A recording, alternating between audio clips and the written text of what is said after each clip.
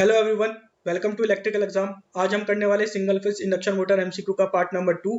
हमने part number 1 में 2021 से लेकर 2019 तक के सॉल्व क्वेश्चन कर चुके हैं। पार्ट 2 में हम करने वाले 2018 के 6 सेट के सारे सिंगल फेज इंडक्शन मोटर के क्वेश्चन। तो चलिए स्टार्ट करते हैं। क्वेश्चन नंबर 1 है हिस्टैरिसीस मोटर। ऑप्शन है is not a self starting motor. ये ऑप्शन बिल्कुल गलत है। हिस्टैरिसीस मोटर हमारी सेल्फ स्टार्टिंग मोटर होती है। सेकंड ऑप्शन चेक करते हैं, is a constant speed motor. बिल्कुल राइट ऑप्शन है ये। हमारी हिस्टैरिसीस मोटर का टॉर्क होता है वो काफी ज्यादा कांस्टेंट होता है। From starting to running condition काफी ज्यादा कांस्टेंट टॉर्क इसमें प्रोड्यूस होता है। इसका मोड ऑफ ऑपरेशन काफी ज्यादा स्मूथ होता है। हेंस इसका आंसर होगा आंसर नंबर 2। क्वेश्चन नंबर 2 है in a hysteresis motor the rotor must have retentivity, resistivity, susceptibility, none of the above. Hysteresis motor के रोटर में हाई रिटेंटिविटी होती है। रीजन क्या है हाई रिटेंटिविटी का? पहला तो हाई रिटेंटिविटी की वजह से एडी करंट लॉसेस काफी ज्यादा रिड्यूस हो जाते हैं, ऑलमोस्ट जीरो हो जाते हैं due to high retentivity. Second reason है हाई रिटेंटिविटी से हमें हाई हिस्टैरिसीस लूप मिलता है, जिसकी वजह से हाई हिस्टैरिसीस लॉस होते हैं। इसका फायदा क्या है हाई हिस्टैरिसीस लॉसेस का? हमारी हिस्टैरिसीस मोटर हिस्टैरिसीस लॉसेस के प्रिंसिपल पे वर्क करती है। जितना ज्यादा हाई हिस्टैरिसीस लॉस होगा उतनी अच्छी तरीके से टॉर्क डेवलप होगा हिस्टैरिसीस मोटर में। हेंस इसका आंसर होगा आंसर नंबर 1। क्वेश्चन नंबर 3 है in a split phase motor the starting winding is connected through a centrifugal switch. The running winding is connected through a centrifugal switch. Both starting and running winding are connected through the centrifugal switch. The centrifugal switch is used to control the supply voltage. हमारी split phase motor में दो winding होती है, starting winding और एक running winding. Starting winding हमारी connect होती है सेंट्रीफ्यूगल स्विच से और ये ऑपरेट करती है कब? जब हमारी स्पीड हो जाती है 70 to 75% of the rated speed. तब सेंट्रीफ्यूगल स्विच स्टार्टिंग वाइंडिंग को डिस्कनेक्ट कर देता है और केवल रनिंग वाइंडिंग हमारी मोड ऑफ ऑपरेशन में यूज होती है। हेंस इसका आंसर होगा आंसर नंबर 1। क्वेश्चन नंबर 4 है starting winding of a single phase motor of a refrigerator is disconnected from the circuit by mean of. अब आपको पता है कि हम स्टार्टिंग वाइंडिंग को डिस्कनेक्ट कैसे करते हैं स्प्लिट फेज मोटर में या सिंगल फेज मोटर में। बेसिकली हम यूज करते हैं सेंट्रीफ्यूगल स्विच का, लेकिन हम इसको सेकंड मोड से डिस्कनेक्ट कर सकते हैं, वो है हमारा मैग्नेटिक रिले। दोनों के फंक्शन सेम है। मैग्नेटिक रिले भी हमारी स्टार्टिंग वाइंडिंग को डिस्कनेक्ट करती है। अब ये होता कैसे? ड्यूरिंग स्टार्टिंग कंडीशन हमें हाई टॉर्क की जरूरत होती है, जिसकी वजह से हमें हाई करंट की भी जरूरत होती है। जब मोटर हमारी 70 to 75% of the rated speed पे पहुंच जाती है तो टॉर्क रिक्वायरमेंट भी कम हो जाती है, जिसकी वजह से करंट रिक्वायरमेंट भी कम हो जाती है। तो मैग्नेटिक रिले होल्ड नहीं कर पाता है अपनी पोजीशन पे और वो डिस्कनेक्ट हो जाता है फ्रॉम स्टार्टिंग वाइंडिंग। हेंस इसका आंसर होगा आंसर नंबर 1। क्वेश्चन नंबर 5 है if the centrifugal switch does not open at 70 to 80% of the synchronous speed of the motor it will result in. Centrifugal switch 70 to 80% of the synchronous speed पर work नहीं करेगा तो हमारी starting winding damage हो जाएंगी। Reason क्या है damage होने का? स्टार्टिंग वाइंडिंग में थिन वायर यूज होते हैं, बेसिकली शॉर्ट टाइम ड्यूटी के लिए ही यूज होते हैं। अगर ये डिस्कनेक्ट नहीं हुआ तो स्टार्टिंग वाइंडिंग ओवरहीट हो जाएगी और बंद भी कर सकती है। हेंस इसका आंसर होगा answer number 1। Speed of the ceiling fan is about up to 10 RPM, up to 200 RPM, up to 450 RPM, up to 10,000 RPM. तो जो हमारी स्पीड होती है सीलिंग फैन की वो अबाउट होती है 450 आरपीएम। इसमें हम कैपेसिटर रन मोटर का यूज करते हैं। क्वेश्चन नंबर 8 है reduction in the capacitance of a capacitor start motor result in reduce dash. हम बेसिकली कैपेसिटेंस का यूज करते हैं क्योंकि हमें फेज डिफरेंस चाहिए होता है टू रोटेट मोटर। सिमिलरली हम स्प्लिट फेस मोटर में भी हम फेज डिफरेंस क्रिएट करते हैं। Split phase motor capacitor motor में क्या डिफरेंस है? स्प्लिट फेस मोटर का जो फेज डिफरेंस है वो अराउंड 30 to 40 डिग्री होता है।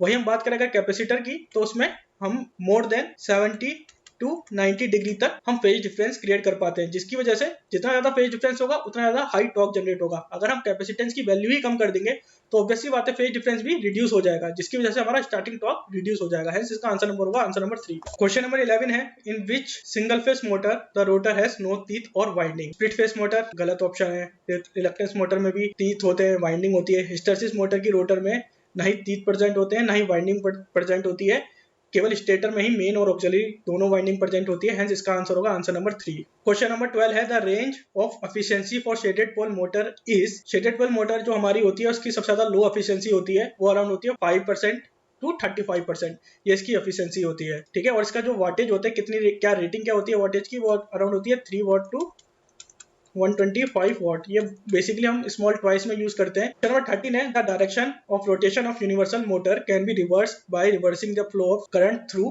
Dash. Armature winding, field winding, इधर आर्मेचर वाइंडिंग और field winding, none of this. अगर हम आर्मेचर और फील्ड वाइंडिंग की कनेक्टिंग लीड्स को इंटरचेंज कर दे तो हम डायरेक्शन को चेंज कर सकते हैं यूनिवर्सल मोटर की बोथ वेज से, चाहे हम आर्मेचर वाइंडिंग की लीड को इंटरचेंज करें या फील्ड वाइंडिंग की लीड को इंटरचेंज करें। हेंस इसका आंसर होगा आंसर नंबर 3। क्वेश्चन नंबर 15 है, for a single phase capacitor start motor which of the following statement is valid. Option है the capacitor is used for power factor improvement, wrong option है।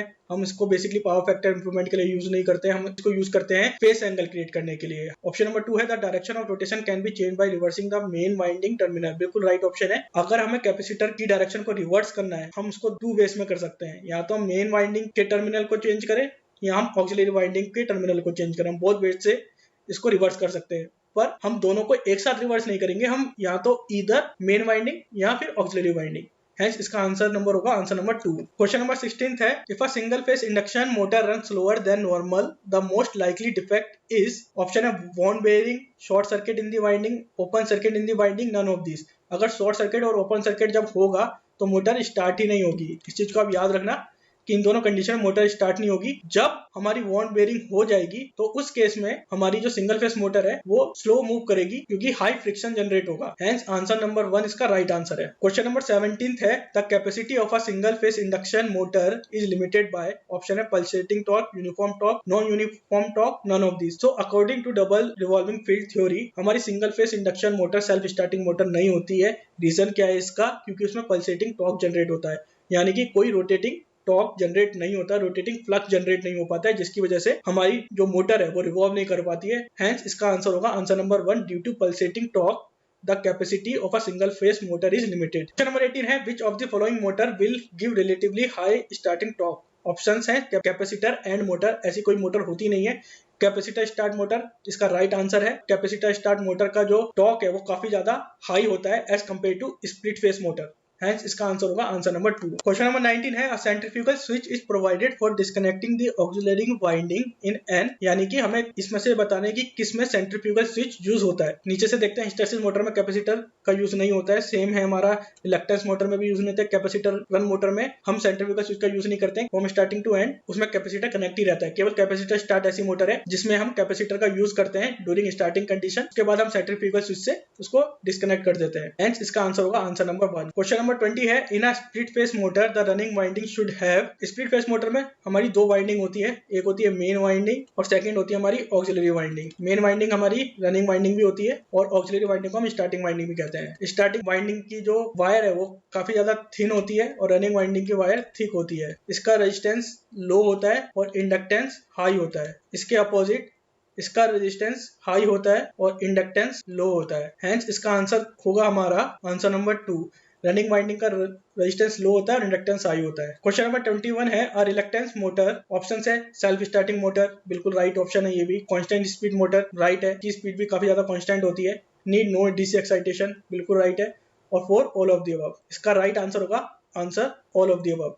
हमारी reluctance motor self starting motor भी होती है, इसका भी torque काफी ज्यादा स्मूथ रहता है और इसमें भी हमें कोई डीसी एक्साइटेशन की जरूरत नहीं होती है, केवल ये सिंगल फेज सप्लाई पे वर्क कर लेता है। Hence, इसका आंसर होगा आंसर नंबर 4। क्वेश्चन नंबर 22 है, the speed of a universal motor used for swing machine is done by. Important question है। ऑप्शन है friction, varying the resistance, tapping the field, centrifugal mechanism. तो अगर हमें universal motor की speed को control करना है तो हम यूज करते हैं वेरिंग द रेजिस्टेंस मेथड, या हम रियोस्टेट का यूज कर सकते हैं to control the speed of universal motor. हम करते क्या है, हम एक रेजिस्टेंस लगा देते हैं मोटर में और उस रेजिस्टेंस का काम क्या होता है, टू लिमिट द करंट, जिसकी, और अगर हमने जब करंट लिमिट कर दिया तो जो टॉर्क है, स्टार्टिंग टॉर्क है, वो भी लिमिट हो जाएगा। जितना हम करंट रिड्यूस करेंगे उतना ज्यादा स्टार्टिंग टॉर्क रिड्यूस हो जाएगा और उतनी ज्यादा हमें लो स्पीड मिलेगी to operate the motor. Hence इसका आंसर होगा आंसर नंबर 2। क्वेश्चन नंबर 23 है, the power factor of a single phase induction motor is usually lagging, always leading, unity to 0.8 leading.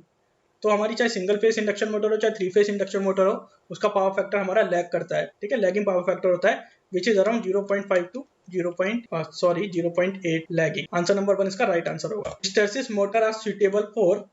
Option है fan, blower, sound equipment, mixer, grinder. हम basically hysteresis motor का use करते हैं sound equipment में, because इसका जो torque है वो काफी ज्यादा कांस्टेंट होता है, इसका ऑपरेशन काफी ज्यादा स्मूथ होता है, इसलिए हम इसको साउंड इक्विपमेंट में यूज करते हैं। इसका आंसर होगा answer number 3। Drive motor used in a mixer grinder is. Option है DC motor, induction motor, synchronous motor, universal motor. तो यूनिवर्सल मोटर हमारी बेसिकली मिक्सर ग्राइंडर में यूज होती है।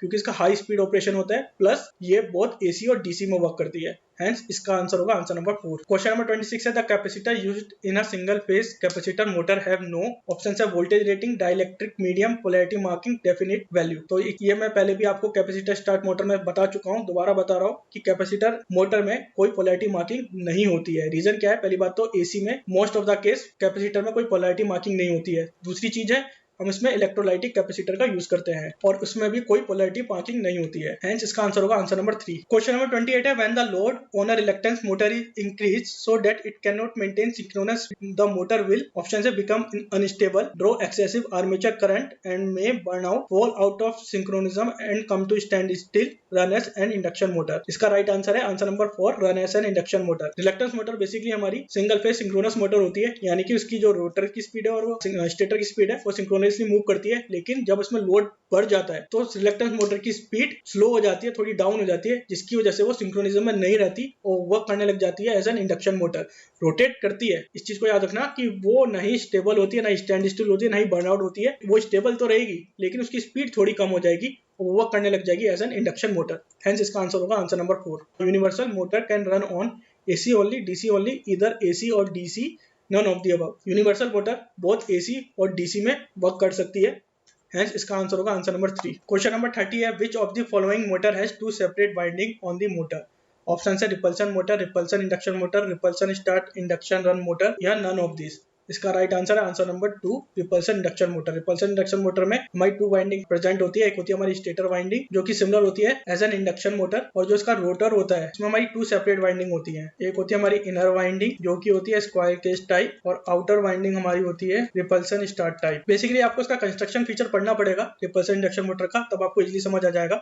इसका राइट आंसर है आंसर नंबर 2। क्वेश्चन नंबर 31 है the starting torque of a single phase motor is option है हाई, मॉडरेट, लो, 0। तो यहाँ पे कई स्टूडेंट गलती कर देते हैं, स्टार्टिंग टॉर्क इसका लो टिक करके आ जाते हैं, लेकिन ये बिल्कुल रॉन्ग ऑप्शन है। रीजन क्या है? यहाँ पे केवल सिंगल फेस इंडक्शन मोटर पूछा गया है, नहीं स्प्लिट फेस मोटर। हेंस इसमें आपको लो टिक नहीं करके आना है, इसमें आपको 0 लिखना है। इसका राइट आंसर है 0।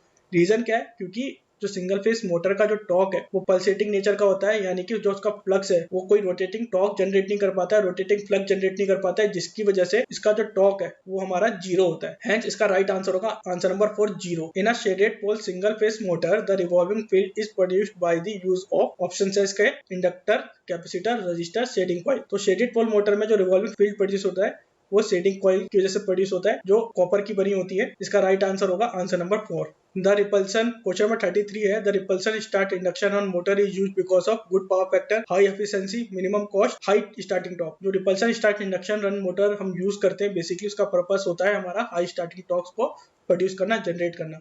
इसमें हम नॉन साइलेंट पोल का भी यूज करते हैं। नॉन साइलेंट पोल का फीचर ये है कि हमें हाई स्टार्टिंग टॉर्क प्रोड्यूस करके देता है। इसका राइट आंसर होगा answer number 4, due to high starting torque we use repulsion start induction run motor. Question number 35 है a shaded pole motor can be used for options है toy, hair dryer, circulators, any of the above. Basically shaded pole motor का हम use करते हैं toys के लिए, क्योंकि इसकी एफिशिएंसी इतनी ज़्यादा हाई नहीं होती है कि इसको हम किसी और पर्पस के लिए, किसी हाई एफिशिएंसी काम के लिए हम इसको यूज कर सके। तो बेसिकली हम इसको स्मॉल पर्पस, स्मॉल वर्क के लिए यूज करते हैं। हेंस इसका आंसर होगा आंसर नंबर 1। क्वेश्चन नंबर 36 है the rotor of a hysteresis motor is made up of, answer इसका राइट है आंसर नंबर 3। क्रोम स्टील का बना होता है क्योंकि इसकी हाई रिटेंटिविटी होती है, जिसकी वजह से हमें हाई हिस्टैरिसीस लूप मिलता है और हमारे एडिट करंट लॉसेस भी काफी ज्यादा रिड्यूस हो जाते हैं। इसका राइट आंसर है आंसर नंबर 3। तो दोस्तों अगर आपको ये वीडियो पसंद आया है तो प्लीज लाइक करें, सब्सक्राइब करें, और अगर आपको ये सारे क्वेश्चंस टेक्स्ट फॉर्मेट में चाहिए ये आपको इजीली मिल जाएंगे मेरी वेबसाइट में। सारे क्वेश्चन सॉल्व हैं, सारे क्वेश्चन वेल एक्सप्लेन्ड है, तो आप प्लीज इसको चेकआउट करना। अब हमारी जो नेक्स्ट सीरीज होगी वो लास्ट पार्ट होगा जो बेस्ड होगा 2017 से लेके 2009 तक के जितने भी सिंगल फेस इंडक्शन मोटर के क्वेश्चन पूछे गए हैं